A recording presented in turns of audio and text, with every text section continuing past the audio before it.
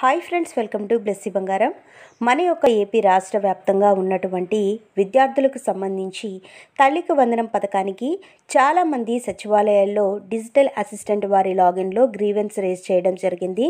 చాలామందికి మొదటి విడతలో అలాగే రెండో విడతలో కూడా అమౌంట్ అయితే పడని వారు ఉన్నారు. అయితే అమౌంట్ పడని వారు ఏం చేస్తే వారికి అమౌంట్ పడుతుంది, గ్రీవెన్స్ రేజ్ చేసిన ఇంకా అమౌంట్ పడకపోతే మళ్ళీ గ్రీవెన్స్ రేజ్ చేయాలా లేదా అనేది తెలియజేస్తాను. ఖచ్చితంగా గవర్నమెంట్ మరొక అవకాశం అయితే ఇచ్చింది ఎవరికైతే అమౌంట్ పడలేదో వారికి. సో మన యొక్క ఛానల్ని మొదటిసారి చూస్తున్నట్లయితే ప్లీజ్ సబ్స్క్రైబ్ అవర్ ఛానల్. పక్కనే ఉన్న బెల్ ఐకాన్ని ట్యాప్ చేయండి, ఆల్ అనే ఆప్షన్ని యాక్టివేట్ చేసుకోండి. ప్లీజ్ ఫ్రెండ్స్ లైక్ చేయండి. గవర్నమెంట్ నుంచి వచ్చే ప్రతి చిన్న అప్డేట్ ఎప్పటికప్పుడు నేను మీకు తెలియజేస్తూ ఉంటాను.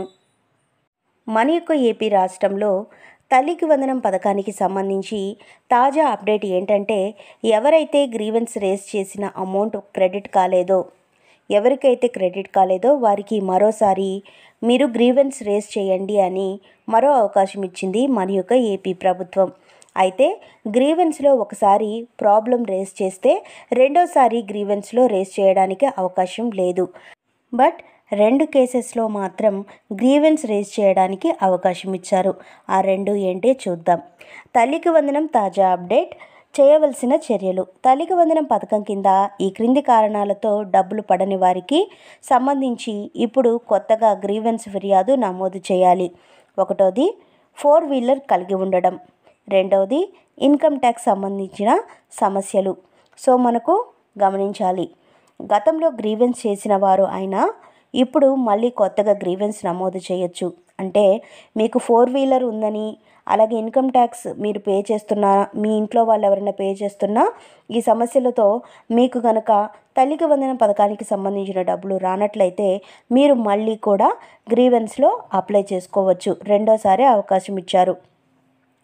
సో అంటే ట్యాక్స్ ఉన్న వ్యక్తి ఆధార్ అంటే మీరు గమనించాలి, ఇక్కడ విద్యార్థి యొక్క తల్లి ఆధార్ లింక్ ఏవేవైతే ట్యాగ్ చేసి ఉంటుందో ఆధార్ ఆధారంగా ట్యాగ్ ఉన్న వ్యక్తి పేరుతోనే గ్రీవెన్స్ అయితే నమోదు చేసి ఉండాలి. అంటే ఎవరి పేరు మీద ట్యాగ్ ఉందో వారి ఆధార్ నంబర్ అనేది మీరు ఇవ్వాల్సి ఉంటుంది.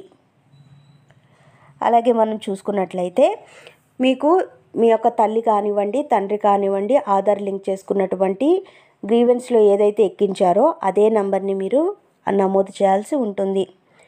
జూన్ 12న మొదటి విడతల చెల్లింపులు పూర్తయ్యాయి. సీఎం చంద్రబాబు నాయుడు గారు తల్లికి వందనం పథకాన్ని జూన్ 12న ప్రారంభించారు.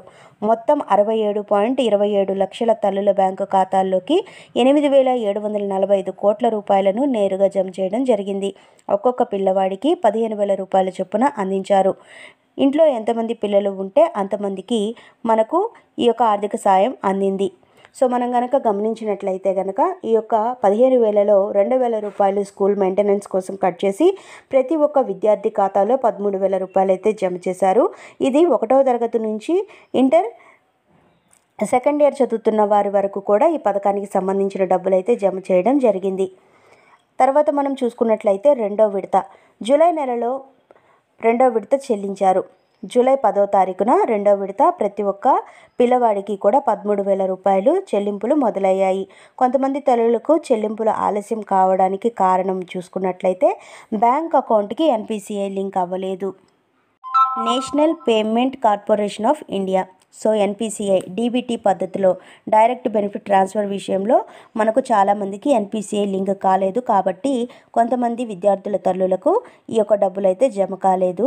అందుకే వారికి ఆలస్యమైందని చెప్తున్నారు. సో సమాచారం తప్పుగా నమోదు కావడం అంటే వాళ్ళు ఇచ్చినటువంటి స్టేట్మెంట్స్ అనేది తప్పుగా ఉండడం, ఈ సమస్యలతో ఉన్న వారికి స్టేటస్లో eligible and to be paid అనే మెసేజ్ అయితే వస్తుంది. సో ఇలా వచ్చిన వారికి కొంతమందికి డబ్బులు అయితే కాలేదు. సో ఎవరికైతే డబ్బులు జమ కాలేదో వాళ్ళు గ్రీవెన్స్లో మరొకసారి అప్లై చేసుకోవచ్చు. సో మనం అధికారిక వెబ్సైట్లో మన పేమెంట్ స్టేటస్ కూడా మనం చెక్ చేసుకోవచ్చు. gsws.nbm.ap.government.inలో మీరైతే చేసుకోవచ్చు. స్టూడెంట్ ఆధార్ నంబర్ లేదా తల్లి ఆధార్ నంబర్ ద్వారా స్టేటస్ అనేది మీరు చెక్ చేసుకున్నట్లయితే మీరు paid eligible and to be పెయిడా అన్న స్టేటస్ అయితే కనిపిస్తుంది. సో అన్ని అర్హతలు ఉండి మీకు గనక డబ్బులు ఈ యొక్క తల్లికి వందనం పథకానికి సంబంధించి జమ కాకపోతే అలాంటి వారందరూ కూడా మీ యొక్క ఖాతాలకు ఎన్పిసిఐ లింక్ అయ్యిందో లేదో చెక్ చేసుకోండి. ఆ ఎన్పిసిఐ లింక్ అనేది అవ్వకపోతే మీ ఖాతాలో డబ్బులు జమ కావండి. అది తప్పకుండా చేయించుకున్నట్లయితేనే మీ ఖాతాలో డబ్బులు అయితే జమ చేస్తారు. So national payment corporation of India DBT పద్ధతిలో మీ ఖాతాలో డబ్బులు పడాలి అంటే కనుక మీరు ఎన్పిసిఐ లింక్ అనేది కంపల్సరీ చేసుకోవాలి. ఒకవేళ మీకు బ్యాంక్ అకౌంట్స్ ఇచ్చుంటే బ్యాంక్ అకౌంట్కి లింక్ అయిందా లేదా చూసుకోండి. లేదు మీరు పోస్ట్ ఆఫీస్ అకౌంట్ ఇచ్చుంటే కనుక మీ పోస్ట్ ఆఫీస్కి సంబంధించి మీరు ఎన్పిసిఐ లింక్ అనేది చేసుకోవాలి. సో పోస్ట్ ఆఫీస్లో మనకు అకౌంట్ ఉంటే అది ఆఫ్లైన్ అకౌంటా ఆన్లైన్ అకౌంటా అనేది మీరు చెక్ చేసుకోవాల్సి ఉంటుంది. ఒకవేళ ఆఫ్లైన్ అకౌంట్ అనుకోండి, మీరు దానికి ఎన్పిసిఐ లింక్ చేయించుకోవడం కుదరదు. ఆన్లైన్ అకౌంట్కి మళ్ళీ మీరు ఎన్పిసిఐ లింక్ అనేది చేసుకోవాల్సి ఉంటుంది. కాబట్టి ఇదంతా గమనించి ఎవరైనా కనుక పోస్ట్ ఆఫీస్లో కనుక మీకు ఆన్లైన్ అకౌంట్ ఉంటే మీరు ఈ పథకానికి సంబంధించి మీ యొక్క పోస్ట్ ఆఫీస్ అకౌంట్ అయితే ఇచ్చుండవచ్చు. ఆఫ్లైన్ అకౌంట్ అయితే మీరు ఎన్పిసిఐ లింక్ చేసుకొని ఉండాలి అని మన యొక్క ఏపీ ప్రభుత్వం వారు స్పష్టంగా తెలియజేస్తున్నారు. సో మనకు ప్రతి ఒక్కరు కూడా ఇది చాలామందికి డౌట్ అయితే ఉండొచ్చు. ఈ మధ్య కాలంలో కొన్ని పథకాలకు సంబంధించి పోస్ట్ ఆఫీస్ అకౌంట్ అయితే చేయించుకుంటున్నారు. 200 రూపాయలు మనం పేమెంట్ కట్టుకోవాలి, డౌన్ పేమెంట్ అని చెప్తున్నారు. సో అంటే అకౌంట్ ఓపెన్ చేయడానికి అది ఏంటి అంటే ఆన్లైన్ అకౌంట్ అండి. సో ఆఫ్లైన్ అకౌంట్ అయితే మనకు ఎన్పిసిఐ లింక్ అవ్వదు కాబట్టి ఆన్లైన్ అకౌంట్ చేయించుకుంటేనే ఎన్పిసిఐ లింక్ అనేది అవుతుంది.